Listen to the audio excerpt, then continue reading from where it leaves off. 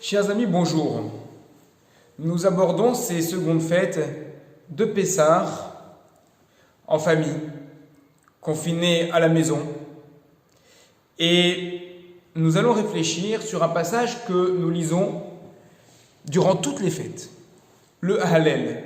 Nous allons réfléchir notamment sur un verset du Hallel qui va nous permettre d'aborder le sujet d'aujourd'hui, qui est le sujet de la Parnassa. La Parnassa, ou la subsistance, gagner de l'argent, c'est un sujet qui intéresse. C'est un sujet qui, de manière générale, nous intéresse. On parle même de Ségoula pour la Parnassa. Certains rabbins qui insistent pour lire des textes qui permettraient de gagner plus d'argent. Et on cherche toutes les ségoulottes possibles et inimaginables pour avoir plus de Parnassa, pour gagner plus d'argent. C'est un thème qui, en général, trouve toujours son auditoire. C'est certain que même les personnes qui ne sont pas très intéressées par la dracha du rabbin à la synagogue, lorsqu'elles entendent le mot Parnassa, tout d'un coup, l'oreille va se tendre. Ah, on est intéressé par ça. Effectivement, la Parnassa, l'argent, c'est ce qui nous permet de vivre, c'est ce qui nous permet de garder un train de vie quotidien, plus ou moins agréable en fonction des personnes. En tout cas, on cherche tous à ce qu'il soit le plus agréable possible. Cependant, la période que nous vivons est une période très difficile pour la Parnassa, car nous sommes tous, plus ou moins, autant cas pour beaucoup d'entre nous, plus ou moins touchés par ce problème du confinement par rapport à nos travails. Certaines personnes ne travaillent plus du tout, c'est une catastrophe. D'autres personnes travaillent encore mais sont beaucoup moins productifs et cela va se retrouver dans les chiffres de vente. Alors lorsque ce sont des personnes qui ont un fixe et à côté qui font du commercial en allant voir les uns et les autres, effectivement j'ai parlé avec certaines personnes, c'est beaucoup plus dur en télétravail. Lorsqu'il y a des déplacements à faire mais qu'on peut pas les faire, c'est difficile. Il y a quand même certaines personnes qui arrivent toujours à travailler et sans aucun problème. Effectivement, tout à l'heure, j'ai vu mon garagiste, il m'a dit pour moi ça continue totalement normalement, Baruch Hashem, Blaïnara pour lui, effectivement, mais nous nous sentons tous solidaires.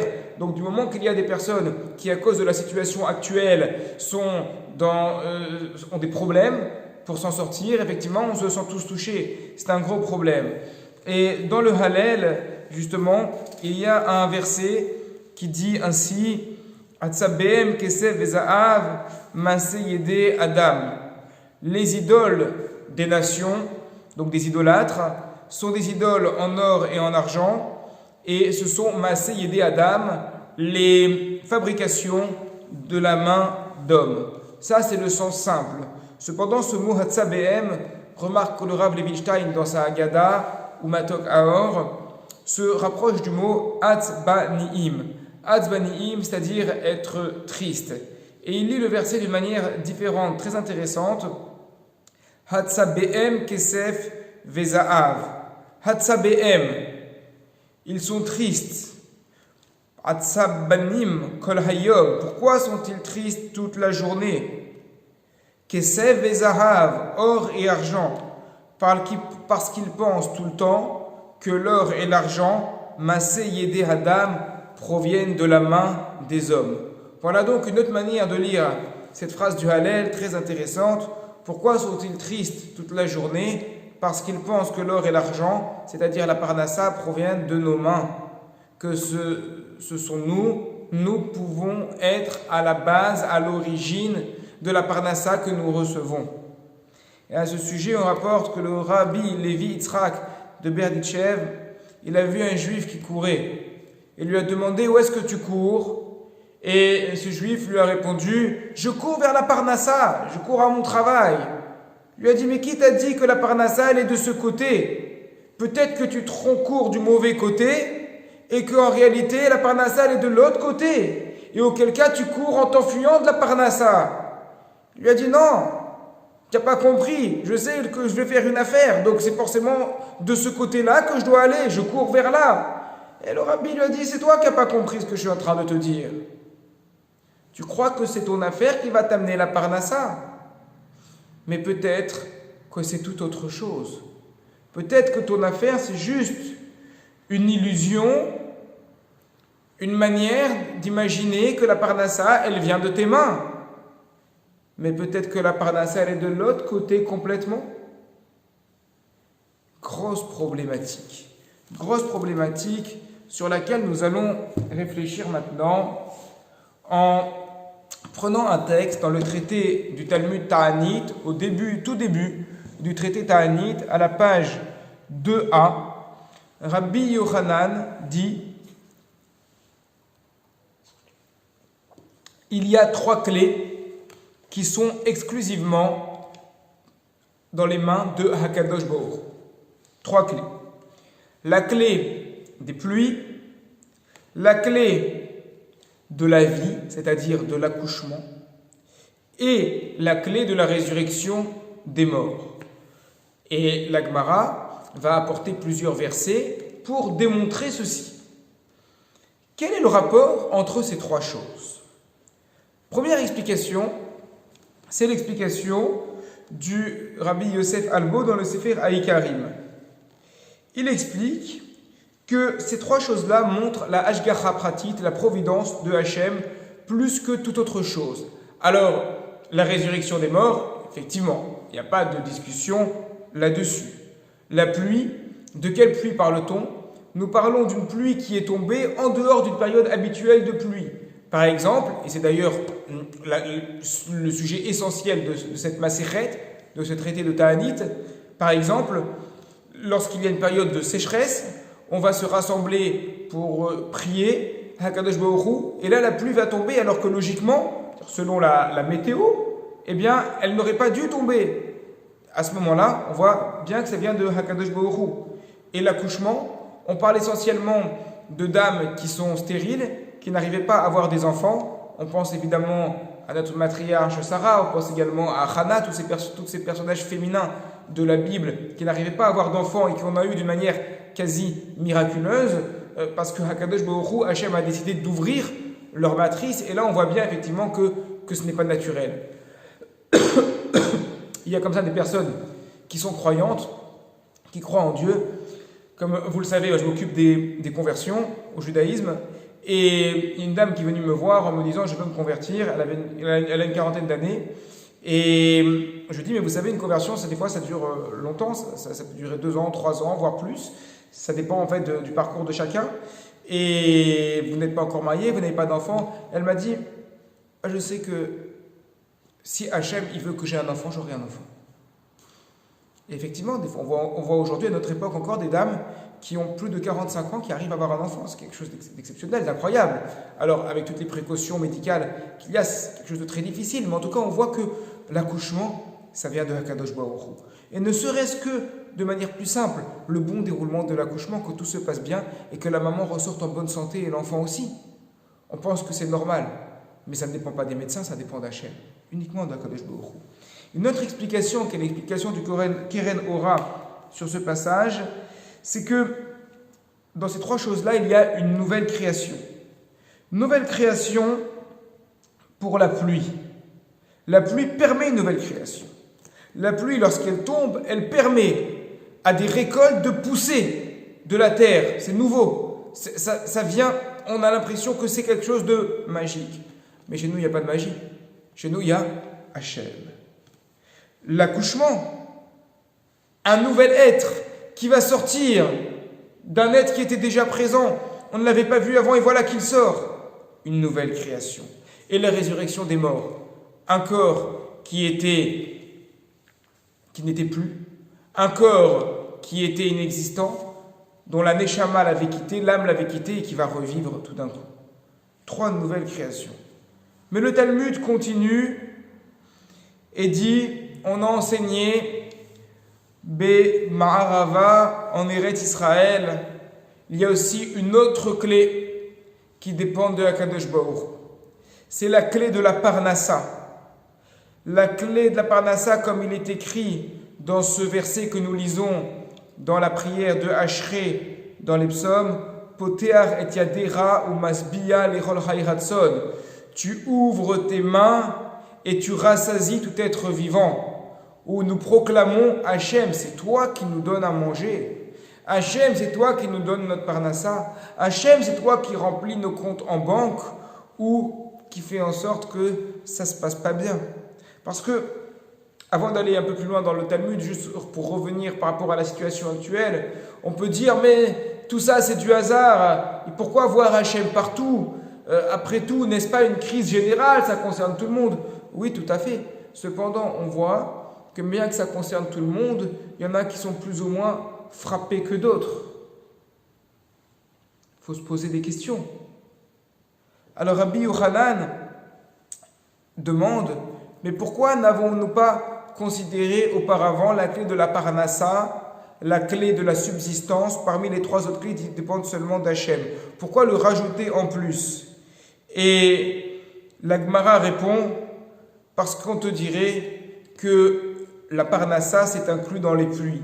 Car comme nous le savons, les pluies permettent de faire pousser les récoltes, et les récoltes c'est le blé, et le blé c'est l'argent, au simple comme au figuré.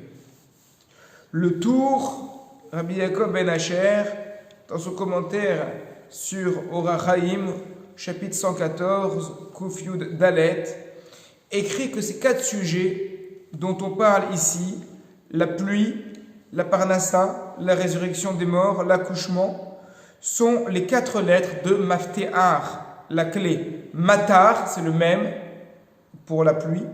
Parnassa, le P. Techiyat Ametim, la résurrection des morts, le Tav. Et Chaya, Chaya, c'est le Ret. On retrouve les 4 lettres de Mafte'ar, la clé. Cette clé qui dépend uniquement de Hachem, uniquement de Hakadosh Baruch. J'en viens au Sichot Moussar du Rav Shmulevitch. Sichot Moussar, la Sicha, la Drasha, le chapitre qui parle du Bitachon, de la confiance en Dieu. Plusieurs points que rapporte ici l'auteur du Sichot Moussar. Tout d'abord, le bitachon, la confiance en Dieu. Il y a une grande discussion entre le bitachon, la confiance en Dieu, mais c'est la confiance pratique. C'est-à-dire que la émouna, c'est une confiance générale, une foi générale que l'on a en Dieu. Le bitachon, si l'on veut simplifier les choses, c'est une confiance pratique. J'ai confiance que maintenant, ce qui m'arrive va m'arriver d'Akadosh Baruch Hu. Maintenant, sur le moment. Par rapport à la ishtadlut. La ishtadlut, c'est comment se bouger, comment se comporter pour arriver à récolter ce que nous voulons. Car évidemment, à aucun moment il ne sera question de rester assis dans la maison en disant puisque tout vient d'Hachem, puisque la parnassa vient de Hakadosh Baruch Hu, je reste chez moi, je lève les mains et j'attends. Poter et yadecha. Ouvre tes mains, attends, on attend. J'attends, ça tombe pas, il n'y a rien. Donc c'est pas comme ça qu'il faut faire. Et bitachon et ishtadlut, la confiance en Dieu et se bouger. On trouve dans Rashi que quand le prophète Jérémie était allé voir les personnes de sa génération en leur disant « Pourquoi n'étudiez-vous pas la Torah ?» Il lui répondait « Hey, on va laisser notre travail et on va se mettre à étudier la Torah. Comment on va faire ?» Alors, il leur a dit « Regardez comment ça se passe, comment ça s'est passé avec la manne. Lorsque les Bnei Israël sont sortis d'Égypte, pour manger, effectivement, il y avait la manne, cette nourriture miraculeuse qui tombait du ciel et qui leur donnait quelque chose à manger. Ils avaient quelque chose à manger. Vos pères, vos ancêtres se nourrissaient avec la manne. Donc, Akadosh Baruch Hu, il a beaucoup de manières de vous faire arriver la parnassa. Allez étudier la Torah. La parnassa, elle arrivera d'une manière ou d'une autre. Des paroles d'Yirmiyahu, on entend quelque chose d'important.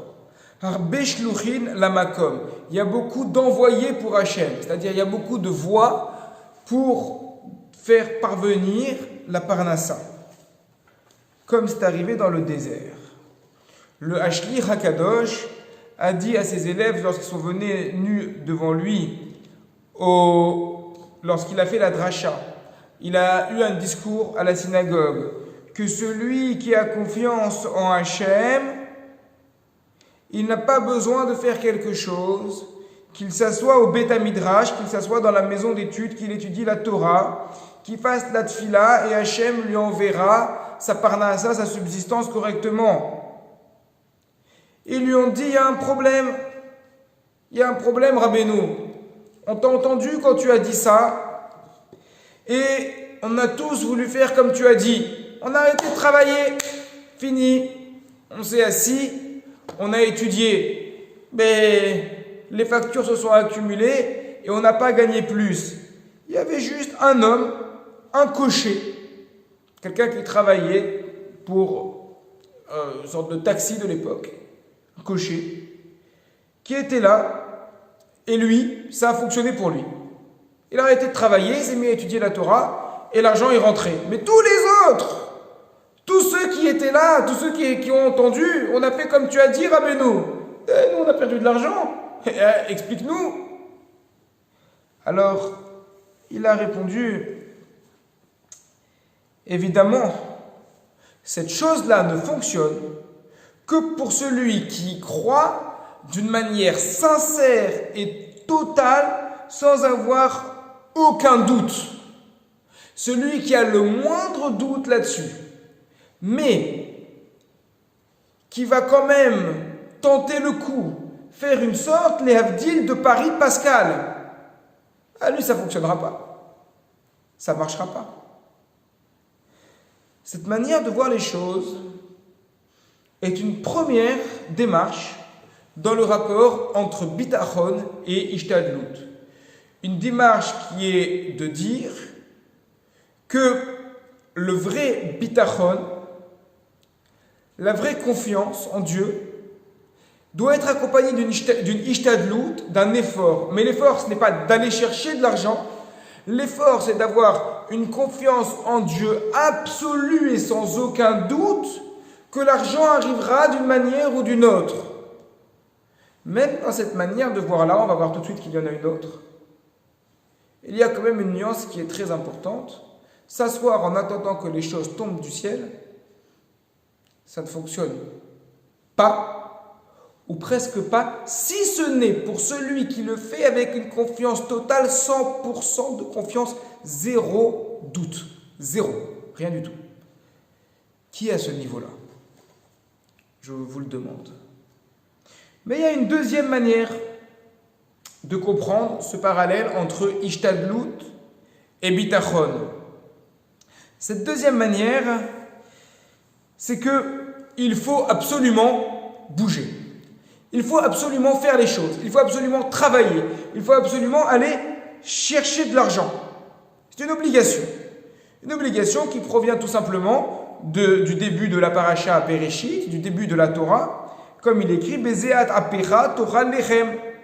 À la sueur de ton front, tu mangeras du pain. Il est prévu dans la condition humaine, telle qu'elle a été prévue au moment de Adam Merishon, au moment du premier homme, que l'homme doit travailler. Donc, il faut travailler.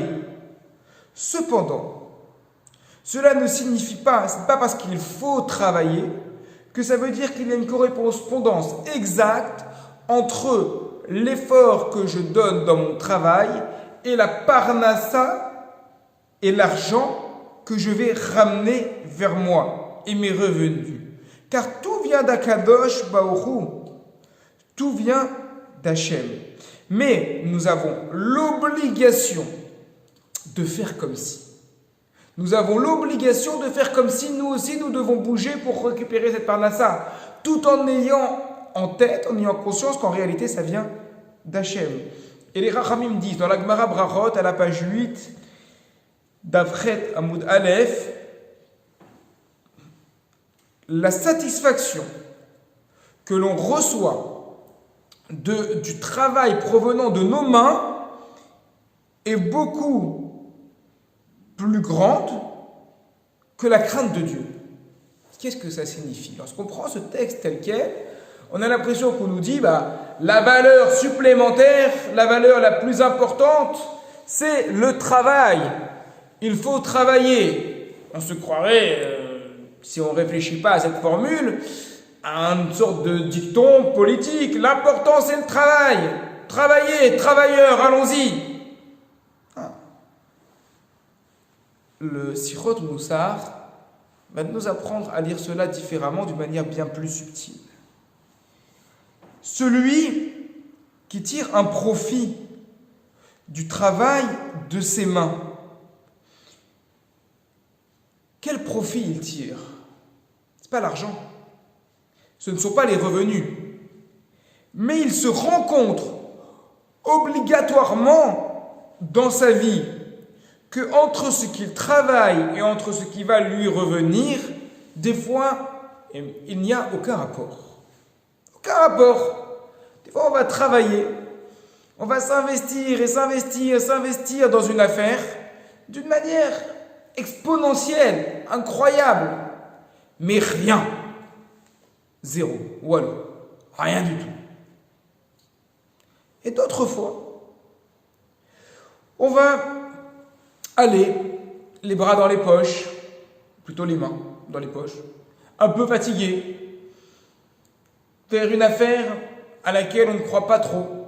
Bon, et tout d'un coup, bam! Voilà l'affaire du siècle. Quel rapport? Pourquoi, sur cette affaire-là, je me suis bougé le plus possible, j'ai fait tout ce qui était en mon pouvoir et rien du tout. Alors que dans l'autre, j'y croyais même pas et finalement, toutes les tirelires du ciel se sont ouvertes. Comment c'est possible? La réponse est Hakadosh Baruch Hu. Tout vient d'Hachem. Tout vient de Hachem. C'est comme ça que cela se passe. Comme on voit dans les Havot de Rabbi Nathan, dans le Midrash également, Rabbi Shimon ben Elazar, il a dit, même le premier homme, Adam Arishon, il n'a rien pu goûter tant qu'il n'a pas travaillé. Il n'a rien goûté tant qu'il n'a pas fait de travail. Car, en vérité, avant d'avoir travaillé, il ne comprenait pas comment ces choses-là pouvaient lui arriver. Mais il croyait que ça venait juste d'Hachem, mais c'était étonnant. À partir du moment où il a commencé à travailler, il a pu goûter aux fruits de son travail, il a pu réellement prendre conscience que tout ce qui en sortait, ça venait d'Hachem. Lorsqu'il y a une année de sécheresse, on peut labourer le sol. Ce sera très dur d'en sortir quelque chose.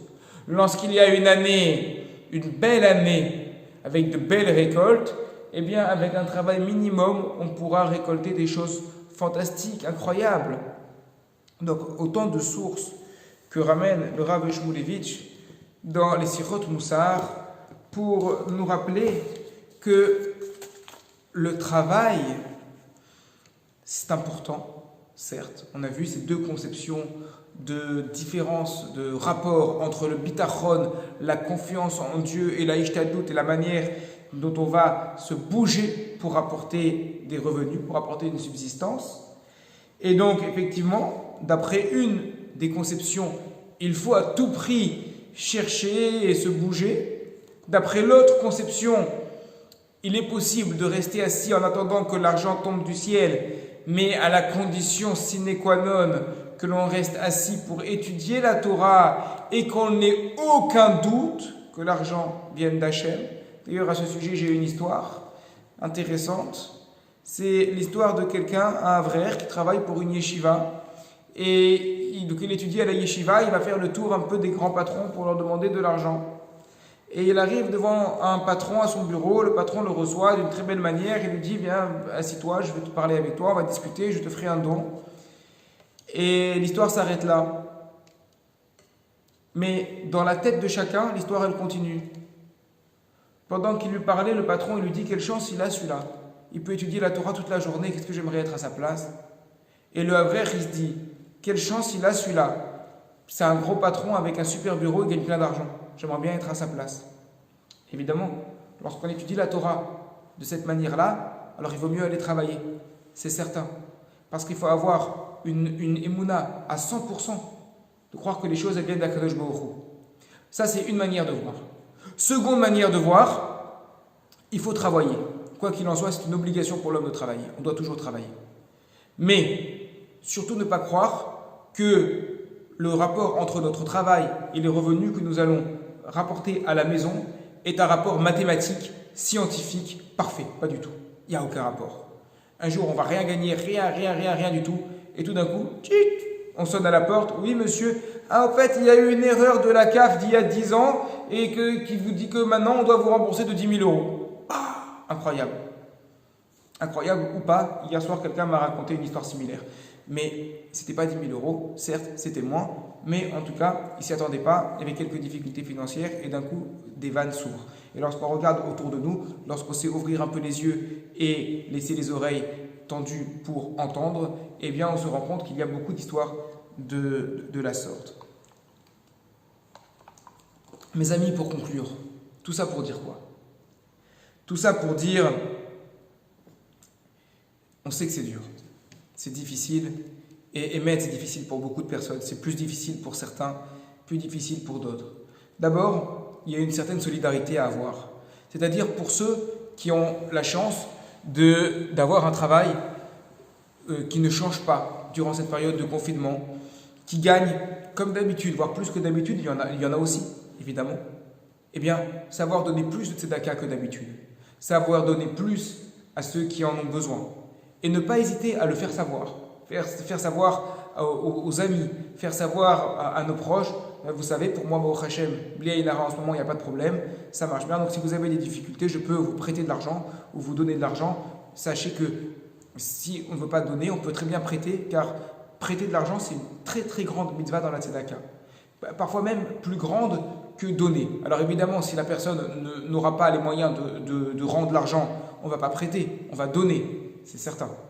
Mais si on sait que la personne, d'ici 2 ou 3 mois, pourra revenir dans ses frais habituels, à ce moment-là, il vaut mieux prêter. Parce que prêter, on laisse la personne libre. On dit à l'autre, ne t'inquiète pas, entre toi et moi, il n'y a pas de problème, je ne suis pas supérieur à toi. C'est juste que maintenant, moi, je n'ai pas de problème dans mon travail, toi, tu as un problème dans ton travail. Donc, je te prête de l'argent et dès que ton travail recommence normalement, tu me rends l'argent. Mais on est à égalité, t'inquiète pas, il n'y a aucun souci là-dessus. Aucun problème. Donc, déjà, ça, c'est une première chose. Ça, c'est du côté de ceux qui gagnent bien leur vie, malgré la crise actuelle. Pour ceux qui ont beaucoup plus de difficultés, il ne faut pas oublier, ça vient de Hachem. Ça vient de Hakadosh Baruch Hu. Il faut continuer à faire le maximum possible. Il faut continuer à faire Ishtadlut. Il faut faire des dossiers. Il faut faire des dossiers de remboursement lorsque c'est possible. Peut-être, pas un conseil de rabbin, c'est un conseil de quelqu'un qui est comme tout le monde. Peut-être essayer de se rapprocher des associations, des syndicats pour ceux qui le peuvent. Je ne connais pas toutes les branches, mais effectivement faire le maximum possible pour arranger la situation. Ne pas avoir peur également de demander. Allez voir le Rav, allez voir votre rabbin, allez me voir. Voilà, j'ai des problèmes d'argent, est-ce que vous connaissez des gens qui peuvent nous aider? Parce qu'il faut savoir que Bli Ainara, on a une grande solidarité dans la communauté et j'ai plusieurs personnes qui sont venues me voir, qui sont venues me voir, non, mais qui m'ont appelé au téléphone en me disant, vous savez, s'il y a des personnes qui sont dans le besoin, surtout venez nous voir, monsieur le rabbin, et dites-nous, nous pourrons les aider. Donc il y a une solidarité, évidemment, on ne va pas marquer un mot sur le mur de Facebook en disant j'ai des problèmes d'argent, aidez-moi. C'est pas de news, c'est pas très décent comme manière de faire, mais appelez-moi, appelez le rabbin, ou pour ceux qui sont dans d'autres communautés, appelez les rabbins de vos communautés qui vont pouvoir faire donc la passerelle entre les personnes qui ont les moyens et ceux qui n'ont pas les moyens. Ça, c'est concret, c'est un travail concret qu'il faut que nous fassions tous. Et au-delà de ce travail concret, sur le plan des idées, il faut garder espoir et se dire que Akadosh Baruch Hu, Hachem, c'est lui qui envoie l'argent, c'est lui qui décide quand est-ce que l'argent tombe, ça doit tomber maintenant, ça ne doit pas tomber maintenant. Et si pour le moment c'est un peu difficile, il faut aussi continuer beaucoup les tfilotes, continuer les prières et se dire que au moment venu, Akadosh Baruch Hu, il ouvrira les vannes pour nous permettre de rattraper ce que l'on a perdu. Et si on ne peut pas tout rattraper, si c'est juste une perte d'argent, une perte financière, eh bien, on a la santé. On a la santé, on a la famille. Voilà donc les deux manières d'appréhender ce problème. D'abord, toujours appréhender les choses d'une manière concrète avant tout. Il y a une solidarité à mettre en place autour de nous. C'est évident que ceux qui ont toujours les moyens puissent aider ceux qui ne l'ont pas, que ceux qui n'ont pas les moyens n'aient aucune honte à cela, mais joignent leur rabbin pour qu'ils puissent faire une passerelle. C'est un premier point extrêmement important. Et un deuxième point, sur le plan de la émouna, du bitachon, de la confiance en Dieu, toujours avoir confiance en Kadosh Baruch Hu, se dire que c'est lui et lui seul qui détient cette fameuse clé de la pluie, de la parnassa, de la subsistance. Et au moment venu, il faut toujours avoir confiance qu'il va l'ouvrir pour nous permettre de nous en sortir. Je vous dis, Pessar Kacher, Besamear, qu'Akadosh Baruch Hu envoie une réfoua chez à tous les malades, qu'il accorde une bonne santé pour tous et également une parnassa.